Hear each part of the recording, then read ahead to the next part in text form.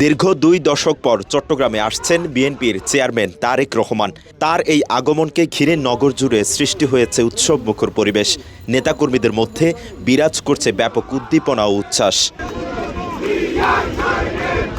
আগামী 24 জানুয়ারি চট্টগ্রামে পৌঁছাবেন তারেক রহমান।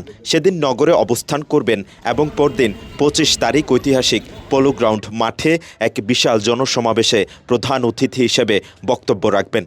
এই সমাবেশকে ঘিরে ইতিমধ্যেই দলীয় নেতাকর্মীরা মাঠ ও আশপাশের এলাকায় জড়ো হতে শুরু করেছেন।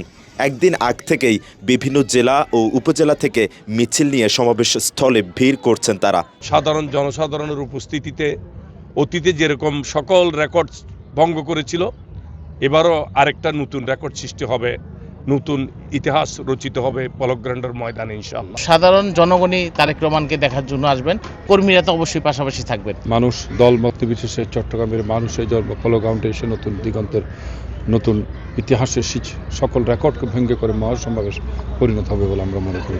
টানা তৃতীয়বার অর্জন করেছে দেশের সেরা সুপার ব্র্যান্ড স্বীকৃতি বসুন্ধরা টিস্যু। এই সমাবেশে চট্টগ্রামের বিভিন্ন প্রান্ত থেকে অন্তত 10 লাখেরও বেশি মানুষের সমাগম হতে পারে বলে আশা করছেন নেতাকর্মীরা। দীর্ঘদিন পর দলের শীর্ষ নেতার সরাসরি উপস্থিতিতে বক্তব্য শোনার সুযোগ সৃষ্টি হওয়ায় নেতাকর্মীদের মধ্যেও বাড়তি উদ্দীপনা দেখা দিয়েছে। আগামীর পরিকল্পনা চট্টগ্রামবাসীর সামনে উপস্থাপন করবেন, এটা আমাদের জন্য অত্যন্ত আনন্দের। শুধু আমরা বিএনপি পরিবারের নেতাকর্মীরা না, সমগ্র চট্টগ্রামবাসী আনন্দ উদ্বেলিত। আমরা গভীর আনন্দের সাথে অপেক্ষা করছি। বসন্তের আগমনী বার্তা যেমন আসতেছে, আগামী 25 তারিখ এটা বসন্তের আগমনী বার্তা আমাদের জন্য, আমরা খবর পাইছি এটা বসন্তের দিন আমাদের। তারেক রহমানের আগমন উপলক্ষে চট্টগ্রাম নগরী সাজানো হয়েছে উৎসবের রঙে। প্রধান সড়ক, অলিগলি, গুরুত্বপূর্ণ মোড় ও প্রবেশপথগুলোতে শোভা পাচ্ছে ব্যানার, পেস্টুন ও পোস্টার। মাইকিং ও প্রচারণায় মুখরিত হয়ে উঠেছে পুরো নগর।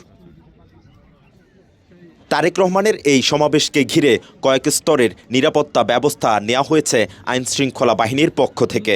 চট্টগ্রাম মেট্রোপলিটন পুলিশের পক্ষ থেকে ব্যাপক নিরাপত্তার ব্যবস্থা করা হয়েছে। আমাদের মাঠের চারপাশে আশেপাশে বিভিন্ন ভবনে সিভিল লোকজন আছে, আমাদের সিভিলের লোকজনের পাশাপাশি পোশাকে পুলিশ থাকবে আর বিভিন্ন আইন শৃঙ্খলা বাহিনী থাকবে। এই সমাবেশ শুধু একটি রাজনৈতিক কর্মসূচি নয়, বরং চট্টগ্রাম থেকে নতুন বাংলাদেশ বিনির্মাণের গতি সঞ্চারের একটি গুরুত্বপূর্ণ বার্তা আসবে বলে প্রত্যাশা নেতাকর্মীদের। মেহরাজ হোসেন, কালের কণ্ঠ, চট্টগ্রাম।